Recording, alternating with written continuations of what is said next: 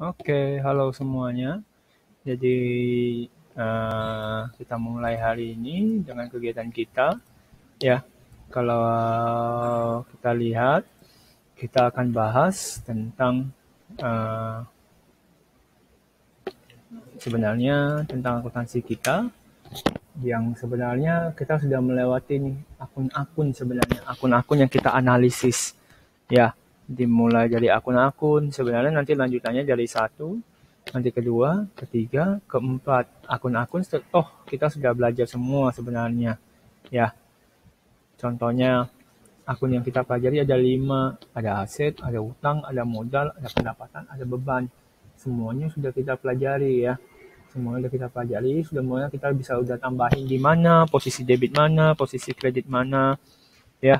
Dan kita udah bisa pakai dan saya lihat semua udah mulai aman-aman aja ya. Makanya saya akan lanjut ke bagian jurnal umum, bagaimana cara menyusun jurnal umum yang benar.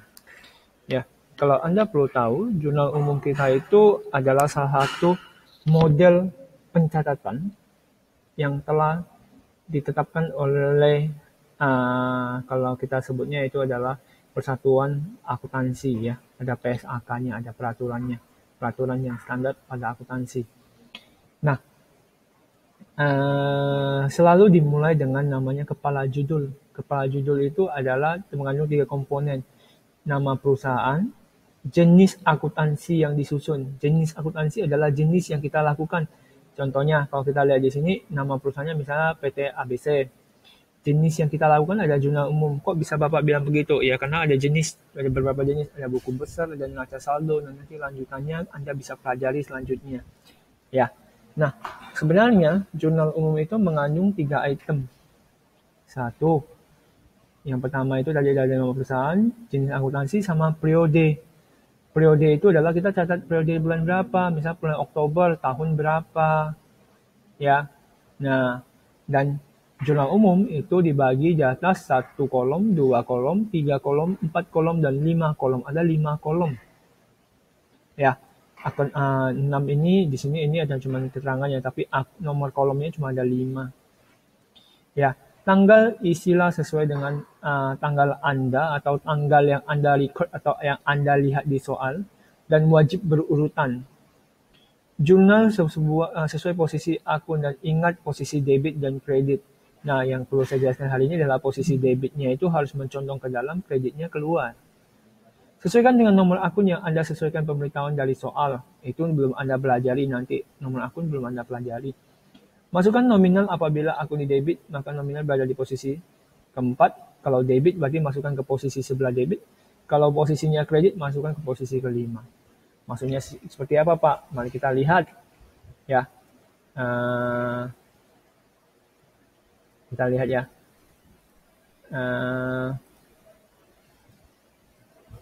Hal yang pertama perlu kita lakukan adalah kita lihat waktu itu kita pernah kerjain satu analisis akun. Jadi saya tinggal bahas dari situ sebenarnya.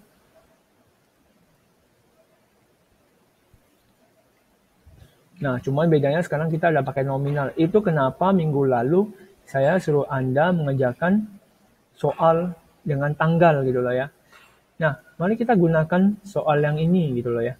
Perusahaan menyetor kas sebagai modal awal, dan sini semua kan udah lengkap nih.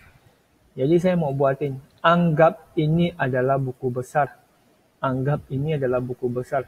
Maka dimulai dari tanggal, keterangan, reference, debit, kredit. Ya. Anggap ini adalah buku besar.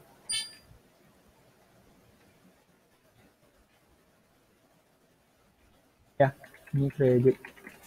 Nama perusahaannya contohnya misalnya perusahaan Petrus misalnya. Jenis yang kita mau kerjakan adalah jurnal umum.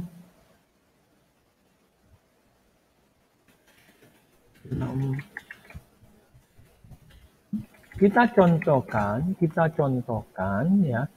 contohkan misalnya periodenya adalah periode bulan Oktober. Misalnya. Tuliskan tanggal terakhir pada Oktober. Oktober itu terakhirnya 31 Oktober. 2020. Nah, kita mulai.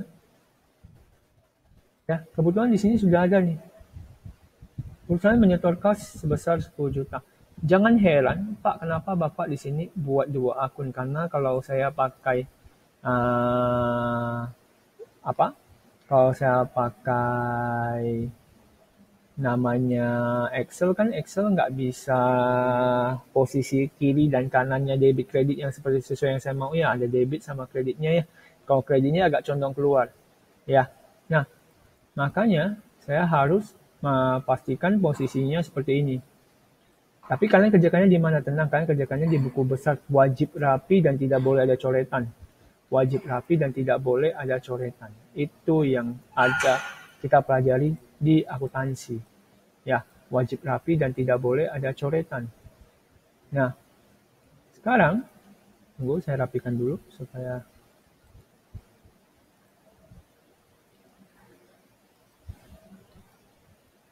Nah, sekarang anggap ini buku besar. Ya. Saya dari analisis nih. Itu alasannya kita belajar analisis dulu.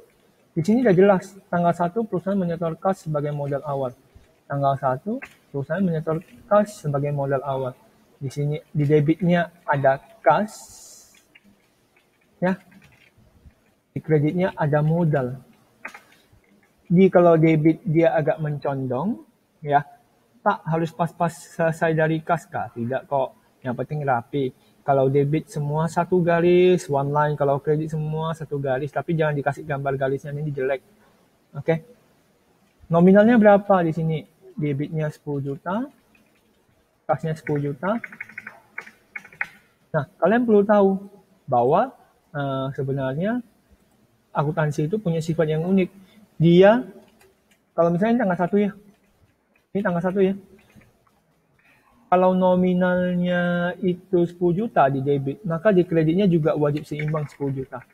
Atau logikanya dia wajib seimbang. Mari kita contohkan nomor 2. Anda akan mengerti kenapa saya bisa bilang wajib seimbang. Tanggal 2, perusahaan di debitnya sudah ada di analisis, tinggal kita pindahkan nih. Kas peralatan di debit. Maka tulis dulu yang debit dulu. Kas peralatan. Maka tinggal masukkan modal di kredit. Lihat, ini kebetulan Bapak pakai komputer, pasti rapi ya, satu garis. Tidak perlu di belakang kata N-nya. Ya. Nah, coba kita lihat kasnya yang dimasukkan berapa nominalnya. Menyetor kas 5 juta, peralatan 5 juta. Tapi modalnya nggak dikasih tahu. Ya, ini 5 juta. Ya. Ini juga 5 juta. Coba kita lihat tanggal 2. Ingat, kita lihatnya itu per tanggal. Ya, kita lihatnya itu per tanggal. Kasnya sudah 5 juta, peralatannya sudah 5 juta. Berarti ini posisi debit. Sudah berapa nominalnya? Totalnya 10 juta. Maka kreditnya juga nominalnya totalnya 10 juta. Supaya aman. Lanjut lagi tanggal 3. Nah, perusahaan menyetor kas dan mesin. Ya udah, tinggal kita masukkan aja. Sebenarnya kita tinggal pindahin loh. Itu enaknya kenapa saya ajarkan dari analisis dulu. Ya, supaya Anda tinggal pindahin kas mesin modal. Saya pindahkan dulu ya. 4 peralatan, perlengkapan. Pak, kalau terbalik ada masalah nggak Pak? Tidak, mau peralatan dulu, baru perlengkapan nggak apa-apa. Yang penting nggak boleh kredit dulu, jadi nggak boleh kayak gini. Contoh ya, yang salah itu, adalah contoh ini yang salah ya. Anggap ini salah, nomor 4. Kamu tulis modal dulu, kamu kayak gini. Baru peralatan. Nah, yang kayak gini salah nih. Salah total. Ini salah total, nggak boleh kayak gini. Ya. Nah, saya pindahkan sampai tanggal 5 deh, karena semua intinya sama. Saya tinggal masukin aja 5 kas pendapatan jasa.